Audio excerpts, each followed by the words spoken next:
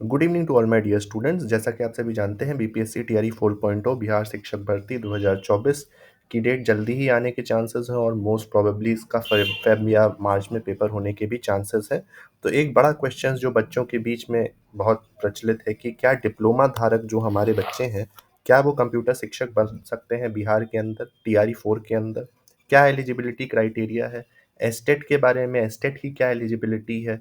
इन सब के बारे में हम लोग आज इस वीडियो में डिस्कस करने जा रहे हैं।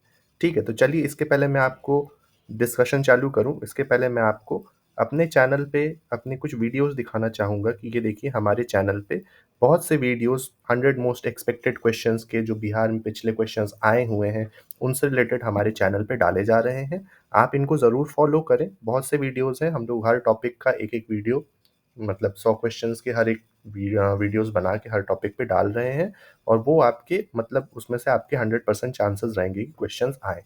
तो चलिए शुरू करते हैं अपने आज के इस वीडियो पे, जिसमें हम लोग एलिजिबिलिटी क्राइटेरिया के ऊपर बात करेंगे। तो देखिए ये एस्टेट का हमारा नोटिफिकेशन था, जिसमें मैंने कुछ मुख्य बिंदुओं को हाईलाइट किया हुआ है जिसको हम लोग को समझना है।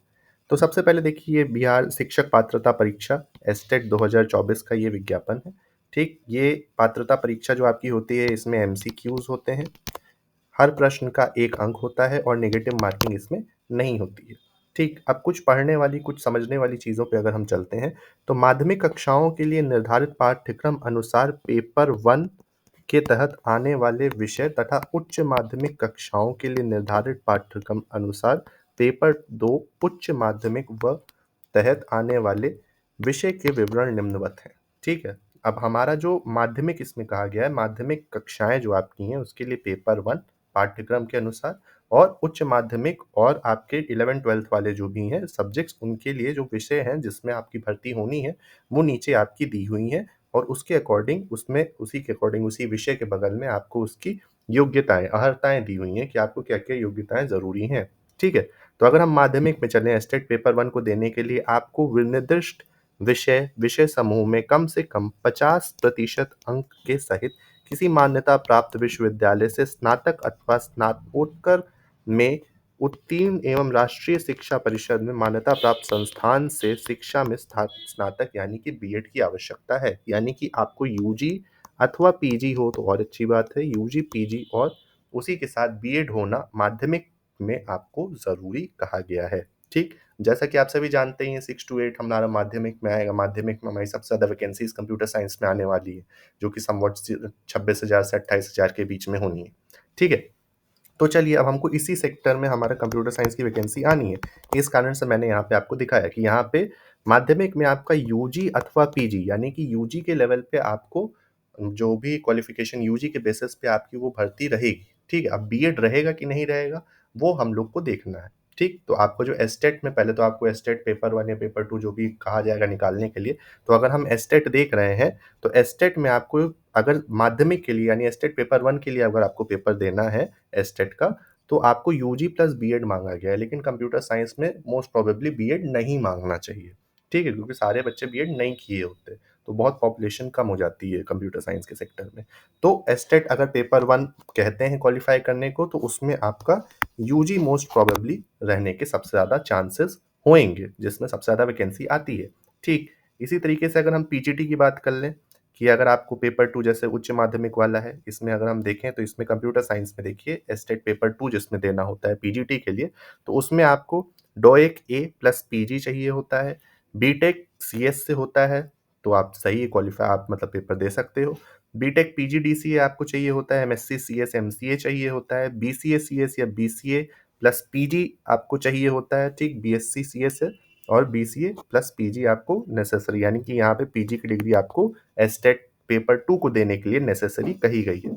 पीजीडीसीए अथवा किसी भी सब्जेक्ट में पीजी, ठीक, बीएससी सीएस और बीसीए जो यहाँ पे था, इसके साथ साथ आपको पीजी होना ज़रूरी है, तो आप दे सकते हो किसी भी विषय में। देखिए यहाँ पे मैंने मार्क किया है, बीएससी सीएस किए हो, बीसीए किए हो अथवा किसी भी विषय में पीजी अगर आप किए हो, तो आप यहाँ पे एस्टेट का पेपर 2 दे सकते हो।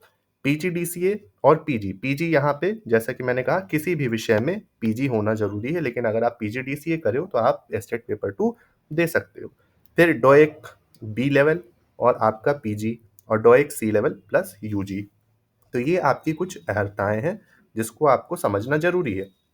फिर से देख लीजिए, डॉयक ए लेवल दिया हुआ है जहाँ पे सबसे पहला वाला, और उसके साथ आपको पीजी करने को कहा गया है, ठीक? किसी भी विषय में पीजी हो, लेकिन डॉयक ए लेवल आपको क्वालिफ़ाई होना चाहिए। पीजी आप किसी भी विषय में कर सकते हो, ठीक? आर्ट्स के भी किसी विषय में कर सकते हो। बीटेक सीएस तो क्लियर है, बीटेक पीजीडीसीए भी क्लियर है, एमएससी सीएस एमसीए भी क्लियर है, ठीक? फिर यहाँ पे जब आपका आता है, तो जब कंप्यूटर साइंस यानी अगर आप अंडर ग्रेजुएट किए हुए हो, सीएस बीएससी आईटी बीसीए, और आप उसके साथ किसी भी विषय में पीजी किए हो, तो भी आप एप्लीकेबल हो गए स्टेट पेपर 2 के लिए। सिमिलरली एक पीजी आप किसी भी विषय में करे रहो, अगर आप पीजीडीसीए करे हो तो भी आप एप्लीकेबल होगे। डोएक लेवल बी किए हो आप, और उसके अलावा पीजी आप किसी भी सब्जेक्ट में किए हो तो भी आप एप्लीकेबल रहोगे, ठीक? डोएक लेवल सी अगर आप किए हो, और पीजी यूजी सॉरी यूजी किसी भी विषय में अगर आप किए हुए हो, तो आप यहाँ पे एप्लीकेबल एस्टेट पेपर 2 को देने के लिए रहोगे। अब देखिए यहाँ पे एक बहुत इंपॉर्टेंट पॉइंट यहाँ पे जो लिखा हुआ है कि बीएड की जो योग्यता यहाँ पे अनिवार्य नहीं है। कंप्यूटर शिक्षक के लिए पीजीटी लेवल पे 11-12 के लेवल पे बीएड आपका ज़रूरी नहीं रहेगा। तो अब देखना ये है कि 6 to 8 में रहता है कि नहीं रहता। इसी के साथ अगर हम लोग टीआरई वाला भी देख लें जल्दी से, तो टीआरई में ये देखिए टीआरई का है। टीआरई में एक चीज़ यहाँ पे देखने वाली है कि सीटेट अथवा एस्टेट जो आपका है, उसमें अपीयरिंग कैंडिडेट्स को सम्मिलित नहीं किया जाएगा, यानी कि जो पास आउट हैं केवल वही यहाँ पे सम्मिलित हो सकते हैं। अच्छा, एक चीज़ और मैं समझा दूँ, तो डिप्लोमा जो होता है आपका, जैसे ए लेवल कहा गया है या बी लेवल या सी लेवल कहा गया है, तो डिप्लोमा जो डॉयक जिसको हम कहते हैं, डॉयक एक संस्थान है, डॉयक आपको डिप्लोमा प्रोवाइड करती है, ठीक? डिप्लोमा धारक यानी कि आप जैसे डॉयक ए लेवल कहा गया, तो ए लेवल के लिए आपको ओ लेवल पूरा कंप्लीट होना चाहिए, तब आप ए लेवल पे जाओगे। या आप पॉलिटेक्निक 10th के बाद जो आपने मतलब पॉलिटेक्निक किया होगा, तो उस पॉलिटेक्निक के बाद भी आप डॉयक ए लेवल पे जा सकते हो, ठीक? आप उसका पेपर दो, उसको क्वालिफाई करो, तो आप उसको वहाँ पे क्वालिफाई करके, लेकिन उसके साथ एक चीज़ और है, डॉयक के साथ आपको, डॉयक ए लेवल के साथ आपको पीजी भी कहा गया था, ठीक है? तो अगर आप डिप्लोमा धारक हो, जैसे पॉलिटेक्निक किए हो, तो उसके लिए आपको वो पी आप डॉयक ए लेवल हो तो ठीक है, लेकिन साथ में आपको पीजी भी करना पड़ेगा, ठीक? किसी सब्जेक्ट में। तो ये यहाँ पे कहा गया है। इसके अलावा अब हम सीएस वाले सेक्शन पे चलते हैं। हालाँकि इसमें तो पीजीटी की वैकेंसी थी, तो इसमें पीजीटी का ही केवल दिया हुआ है। इसमें भी सेम चीज़ें हैं, DOEACC level A plus PG, BTech CS, BTech plus PGDC, MSc CS, MSc IT, MCA, BSc CS, BSc IT, BCA दिया हुआ है, या किसी भी विषय में स्नातकोत्तर, ठीक है? यहाँ पे पीजी भी आपका रहेगा, किसी भी विषय में रहे तो।